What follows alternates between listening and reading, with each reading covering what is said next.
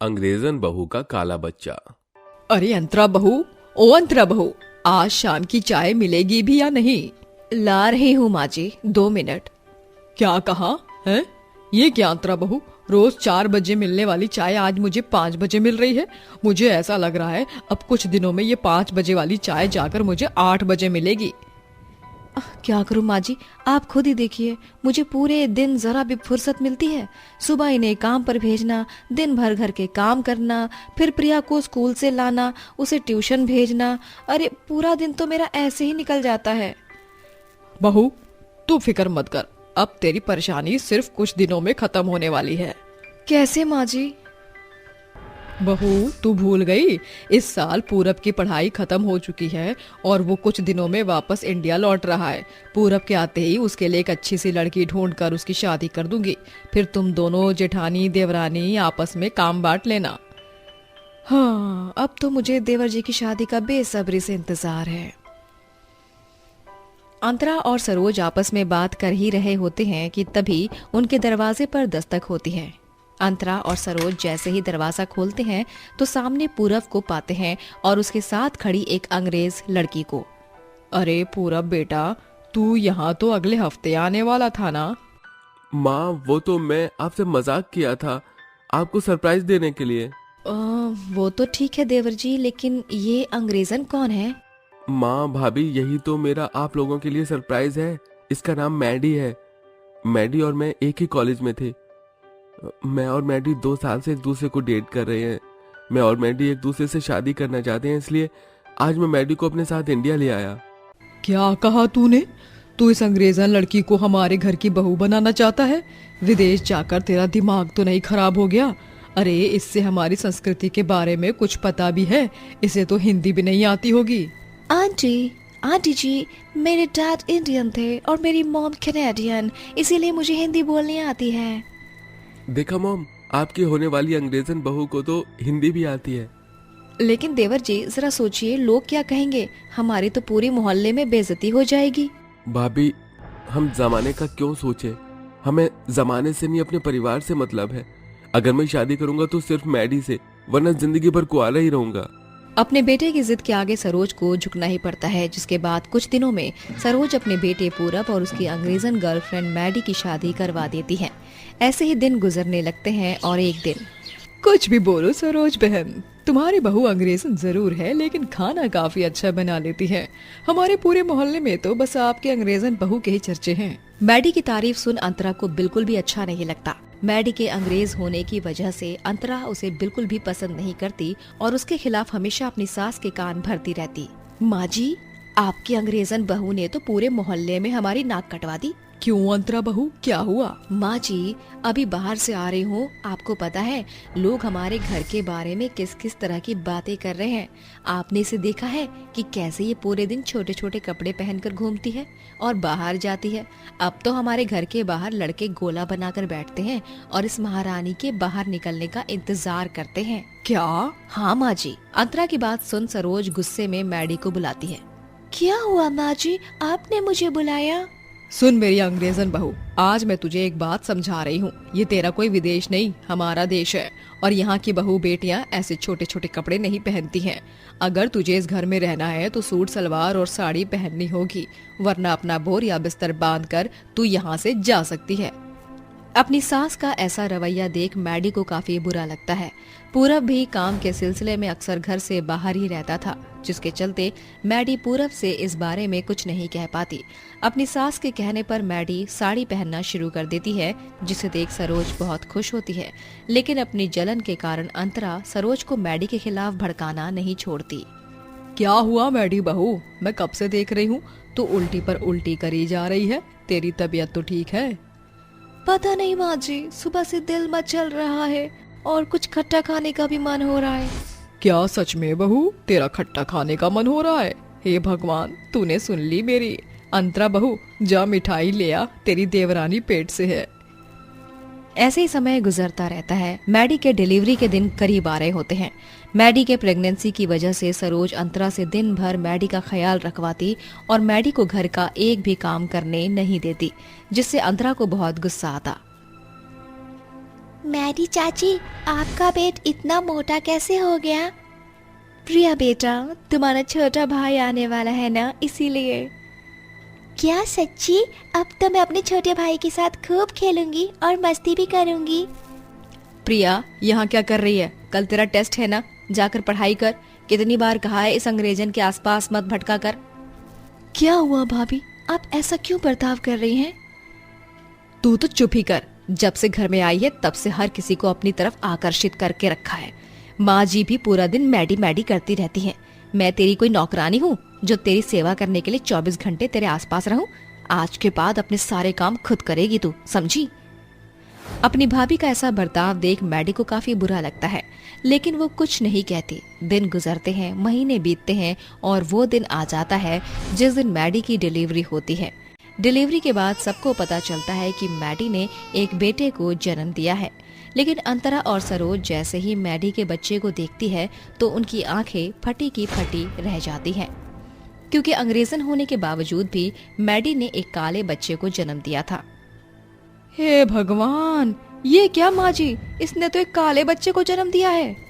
ये सब क्या है मैडी? मुझे नहीं पता माँ जी। इसे पता भी कैसे होगा माँ जी? मैंने तो आपको पहले ही कहा था कि इसकी हरकतें मुझे ठीक नहीं लगती। देखा, किसी और के पाप को ये हमारे घर का वारिस बना रही है। मैडी, आज तक अंतरा ने मुझे जो कुछ भी कहा उसे मैंने अनसुना किया, लेकिन आज तो सारी हदें ही पार हो गई। अब तुझे घर आने की कोई जरूरत नहीं है इस पाप को लेकर। माँ जी, ऐसा मत करिए। मैं अपने बच्चे को लेकर कहाँ जाऊंगी? बाहर ठंड का मौसम हो रहा है। मर या जी, लेकिन तुझ जैसी बचलन के लिए हमारे घर में अब कोई जगह नहीं है। इतना कहकर अंतरा सरोज वहाँ से चले जाते हैं और बेचारी मैडी रोते हुए अपने बच्चे को लेती है और अस्पताल के बाहर आकर सड़कों पर ठंड में कपकपाते हुए इधर से उधर भटक रही होती है। अब मैं क्या करूं? मैं अपने बच्चे को लेकर कहाँ जाऊं? Oh god, please help me. Maddy कपकपाते हुए सड़क पर भटक ही रही होती है कि तभी उसके बगल से एक गाड़ी निकलती है जिसमें और कोई नहीं बल्कि मैडी की ननद अनीता होती है। अपनी भाभी को अपने बच्चों के साथ ऐसे ठंड में रोड पर भटकता देख अनीता जल्दी से मैडी के पास जाती है। ठंड से मैडी और उसके बच्चे की हालत बहुत खराब होती है। अनीता जल्दी से मैडी और उसके बच्चे को हॉस्पिटल लेकर जाती है और पूरब को कॉल करती है। थोड़ी देर में पूरब फ्लाइट पकड़ के आ जाता है और मैडी को भी होश आ जाता है। मैडी, क्या हो गया तुम्हें? तुम्हारी ऐसी हालत कैसे हुई? इतनी ठंड में तुम सड़क पर क्या कर रही हो? पूरब के पूछने पर मैडी पूरब को सारी चीज बता देती है, जिसे सुन पूरब गुस्से में अपने घर जाता है। भाभी, माँ, आप लोगों की हिम्मत कैसे हुई मेरी पत्नी और मेरे बच्चे के साथ ऐसा करने की? अरे, आप लोगों में समझ नाम की चीज है या नहीं? माँ पिताजी का रंग काला था, इसलिए मेरा रंग भी काला है और मेरे बच्चे का भी। इसमें मैडी की कोई गलती नहीं है। ये बच्चा मेरा और मैडी का है। ये आप लोगों ने जो भी मैडी के साथ किया है, मैं उसके लिए आप लोगों को कभी माफ नहीं करूंगा।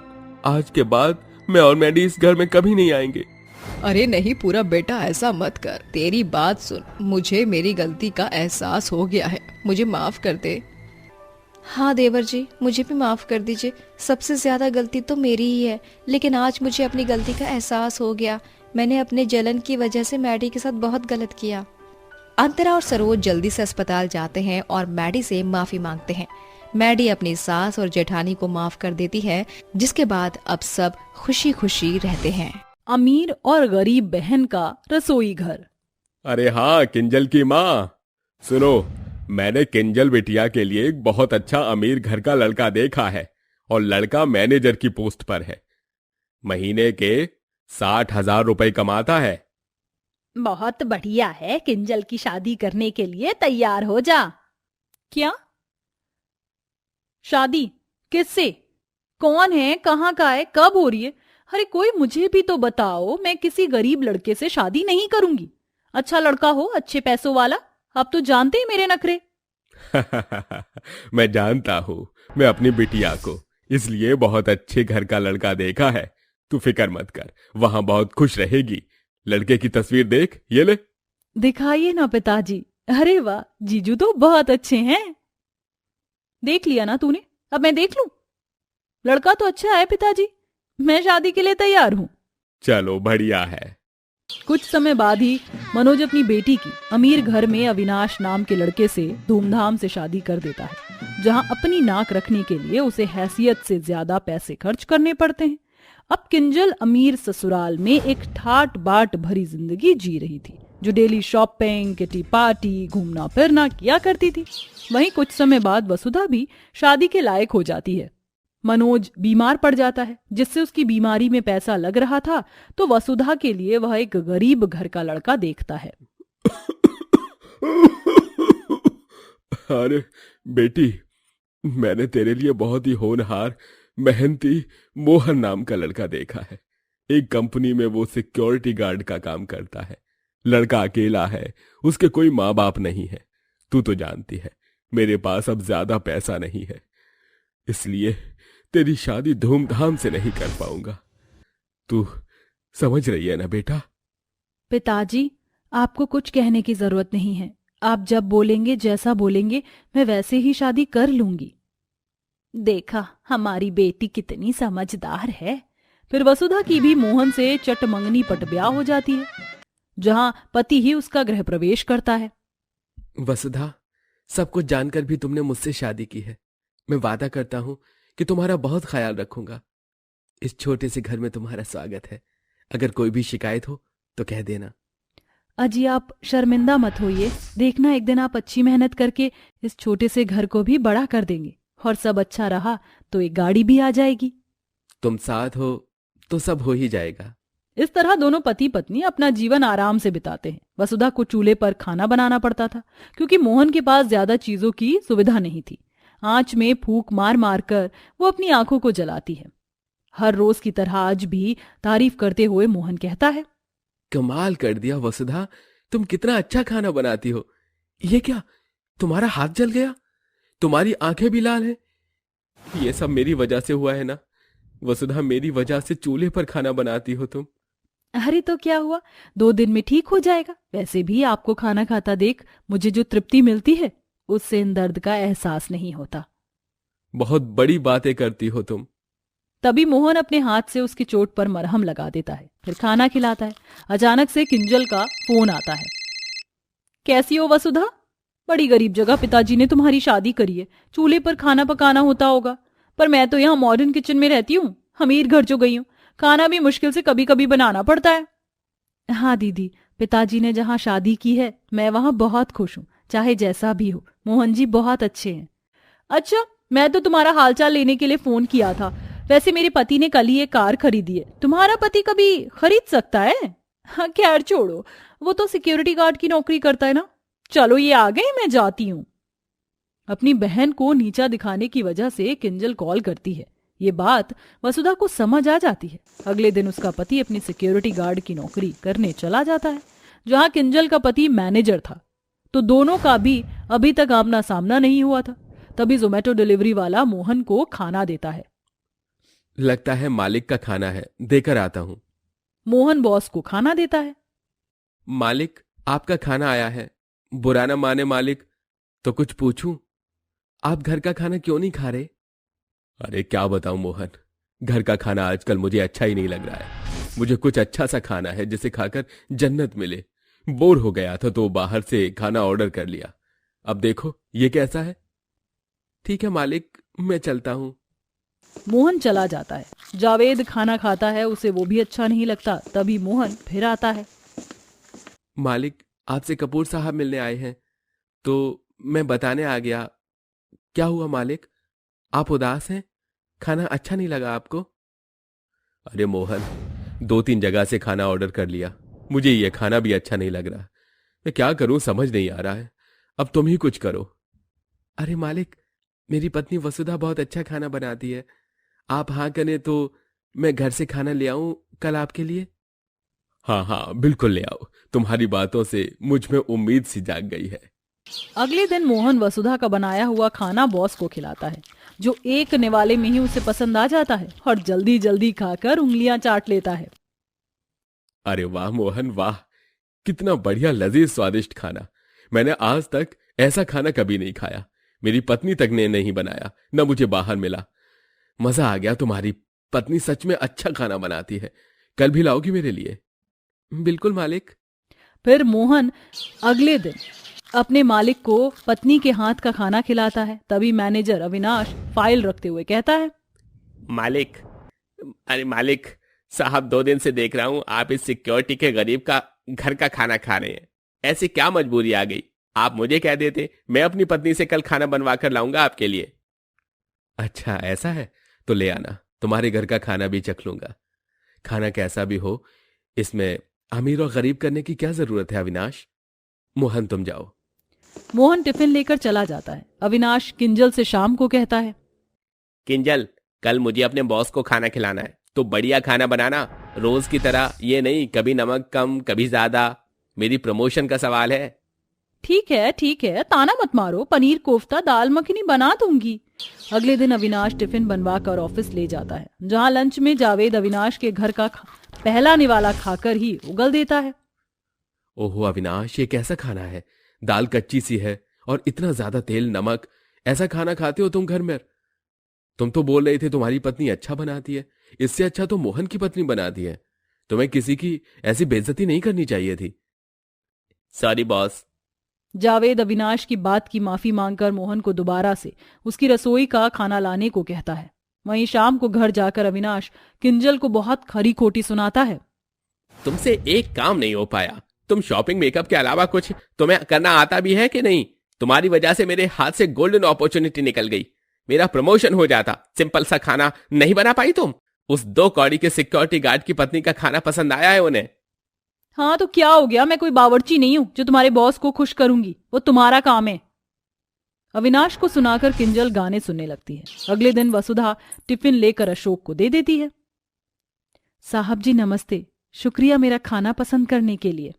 अरे जब से आपके हाथ का बना खाना खाया है, मैंने अपने घर का हर जगह का खाना छोड़ दिया है।